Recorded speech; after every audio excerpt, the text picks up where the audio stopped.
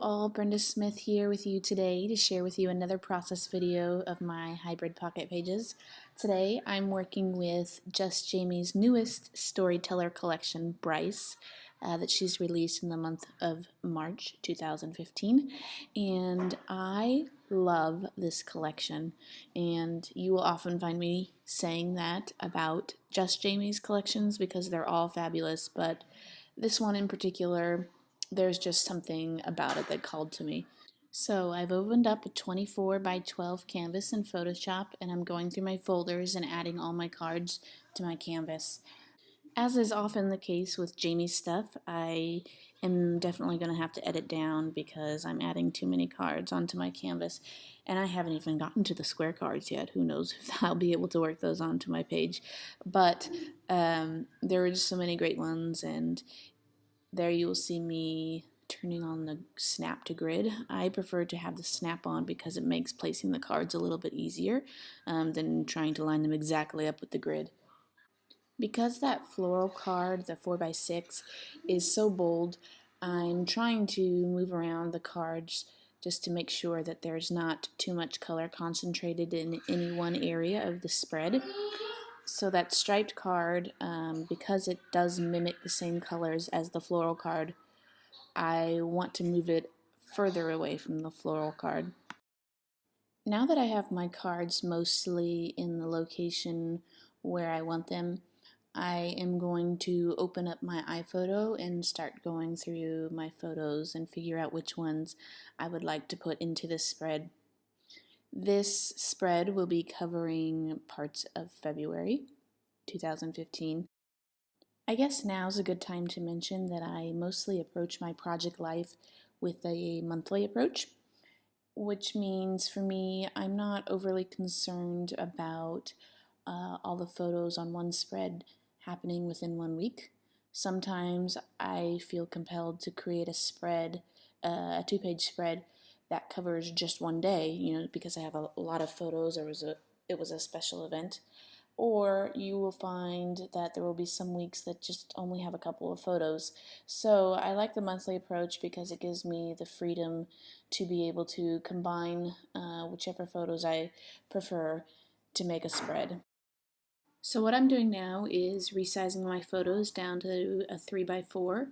Some of the photos don't go down to a 3x4 evenly, so I will create a shape using the rectangle tool in the 3x4 size. You will see me recoloring it to a different color other than white, and this isn't necessary, but I do it because it's easier for me to see. So I will size my photos down to as close to 3x4 as possible, then take them over to where they're above the rectangle that I created, and if I have to, I'll move the layers so that the photo layer is above the rectangle layer. I will then clip it to the rectangle layer, and then once it is clipped, I will merge it so that they are the same shape. When it is merged, or when my photo is down to a 3x4, if I don't have to merge it with a shape, I will turn it into a bordered photo by going up to Edit and then Stroke. For my stroke, I just do it in white, and I pick 40 pixels. For the location of the stroke, I choose for it to be inside in order to avoid the rounded corners that it does when you choose an outside stroke. The only downside of this is that it does cut into the portion of the photo inside, so I try to keep that in mind when I'm cropping. That little interface that you see me editing my photos with is called RadLab, and it's made by Totally Rad. I think you can find their website by going to gettotallyrad.com. I bought it when it was on sale. I believe it was $99, and it has been so worth it for me because I use it on almost every photo. I usually use it just to give the photos a little bit extra brightness and sharpness, and sometimes I'll mess with the saturation just to give them that little extra pop. So I've gone ahead and added in all my photos just so that you don't have to watch the same process over and over. And I decided that under the weather card just wasn't working to fit my photos, so I replaced it with the Good Life card. Now what I'm doing is switching out the placement of that yellow card and the Today Was card just because I wanted to get a little bit more of that color balance that I was talking about. So now that my photos and cards are in place, I usually like to do my embellishing first. And I like to start off embellishing by grabbing the flat elements like washi tape, word art, stamps, that kind of thing. So you will see me choosing the elements and placing them and kind of moving them around and trying to get a feel from where they might look good. And as I'm adding these elements, you will see me adding shadow styles over there in that menu to the right. And the shadow styles that I use most often are either the free ones from Mommyish, you can find those on her blog, or some shadow styles by Tracy Reed that I got from taking a class of hers on creativelive.com. So on this spread, because the colors are so vibrant and my pictures are kind of full, they're taking up a lot of the frame of the photos. I kind of struggled with the embellishments at first and where to place which element. So I decided to go ahead and just add the journaling first. So you will see me doing that over the next couple minutes, just typing in my journaling. I use a typewriter font called Special Elite Regular, and I do it fairly small at 10, size 10. And I just like the typewriter look. I do typewriters on my pages, and I just kind of like that continuity in my Project Life album. So I'm going through all of these cards and filling in the journaling and just trying to tell the story of our week here, or as it stands, just probably partially a couple of weeks because I do monthly. But just trying to tell the story more than the pictures tell themselves. So one of the things that I like to use when I'm adding journaling is these fabulous tags that Just Jaimee offered for free for subscribers to the Storyteller Kits. And there are so many to choose from, and I think it's just a great addition to photos to get some words on there, and also just to add a pop of color. I'm trying to add a little bit more yellow to this spread because there is a lot of red in the cards that I chose, and there's a little yellow in some of the cards that I chose as well, but I kind of wanted to reinforce that with the elements that I'm picking to go on this spread. So this week in our lives was quite interesting. We did several things. I've been working a little bit less this month in February, so we were able to do more things with our kids together. We took them to the local zoo, and we also had a get-together with our family at a ranch that was about an hour away from our house. So there were a lot of pictures to work with and a lot of fun things to talk about. Now, this card that you see me typing on now, I think this card is so fun because these are the kind of things that you forget about when you're looking at your albums later on. You forget about what was popular when. So this card, the yellow card that I was just typing on, will be fun to look back on and to remember what was popular at this time. And I can see myself using that card over and over again and recoloring the yellow if necessary. But I can definitely see it being a mainstay in my pages. I love all these cute and playful little elements that Jaimee included in this collection, like that adorable little cloud that you see on this journaling card here, as well as the car on the Here We Go card, and fun phrases like every day I'm hustling. I think it's good to include a little bit of that lightheartedness in my pages. Oftentimes I can find myself being a little bit too straight-laced and just talking about the facts, and it's fun to show my kids that that I enjoy the fun and the light-hearted side of things too. Sometimes you will notice me placing the journaling a little bit farther down on the card to where it looks, kind of off-centered or misplaced. But the reason that I'm doing this is because I am intending for physical embellishments to go there later once I print out the page. I do make it a practice to include a lot of journaling in my pages. I think it's important for there to be a lot of words to fully tell the story of our family and not just include the pictures. I think that while pictures can tell a large part of the story, there's a lot that just cannot be said in pictures alone, so you will find me including a lot of journaling on my pages. Okay, so now that I have pretty much gotten all the journaling that I want on this page, I'm going to go back to embellishing, and I've kind of made it easy for myself because I did leave those spaces open like I mentioned, so I'm going to go and fill those first. And on this Today Was card, like I mentioned before, I left a spot open there up at the top. So I'm just putting a little word art there, better together, um, and putting a little circle behind it just to give it a little bit more visual interest. And that circle is a little bit, I don't know, I just didn't like it there. So I decided to try out this other circle and I liked it better. So now I'm going through and I picked out a stamp to put on this card here, and I decided that I needed just a little bit more journaling to explain this iPad picture a little bit better. Sometimes when I feel that a label, adding a label to a photo for journaling would just make the picture look a little bit too busy, I journal directly onto the photo. And I chose white just so it stood out a little bit more in my picture.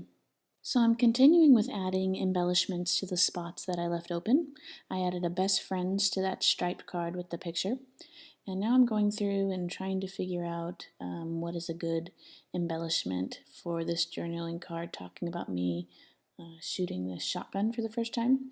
So I decided to go with the priceless tab, and I wanted to put it just off to the side and put a little washi tape under it, and I plan on embellishing it physically with maybe an arrow or something to that effect once I print it out. So I'm trying to just finish off the spread, going through the folders, and the folders that I usually turn to are the embellishment pack and the stickers and the word art and the washi. Those are kind of my mainstays. That's where you'll see me pulling from.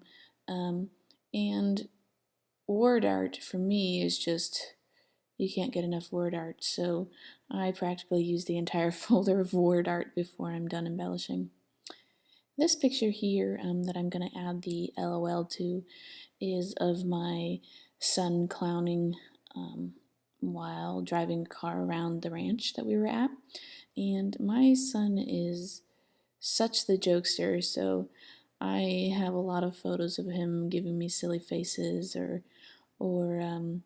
just in general being funny. So it's fun to have embellishments like this that work well to document this stage that he's in now. Or actually, I hope it's not a stage. I hope it continues because it's fun and he makes people smile. So that's always nice. So I don't really like the look of that LOL sitting there all by itself. So I'm going to go through and try to find something that I can use to layer underneath it. I grabbed this little piece of washi and added my washi shadow style to it. And I do like it, but I didn't feel like it was complete. So I went to the flare folder and grabbed the flat versions of the flare and used one of those to layer underneath. So now I'm just kind of looking over the spread and seeing if there's anything else that I need to add, but I'm pretty satisfied with it, so I'm going to get it ready for printing. And the way that I do this is I have some scripts that I've downloaded. I'll link you to them. And the first script that I use, I go up to File and then to Automate. It splits it my 12 by 24 canvas into two 12 by 12s, and it saves them as JPEGs. And it also saves web versions of it, but I don't need those, so I throw them away. I open up my 12 by 12s that they made, and then I use another script made by the same person. I go to Automate, and this one splits them into 4 by 6s. So you can see here in the same folder where I have my projects saved, it has separated my spread into 4 by 6s, and I am able to then take these and print them up, and that has saved me so much time. I don't know if you saw on my post before for Just Jaimee, where I was asking people to help me figure out a quicker way to go through the printing process because it was taking me probably 20 minutes for a 2-page spread. And I was recommended this script, and I am so thankful that I heard about it, because it really has saved me so much time. So as you can see, I've printed out all my cards and photos, and I pulled out a few embellishments that I thought that would work with the colors of this spread, and I'm just going through and choosing a few more. And the very first thing that I do is I lay out all the cards and pictures in the way that they'll go in the page protectors. So you'll see me doing that over the next few minutes, and then going through and adding embellishments. I'm going to go ahead and play some music while I do this, and then I will wrap it up once this is finished.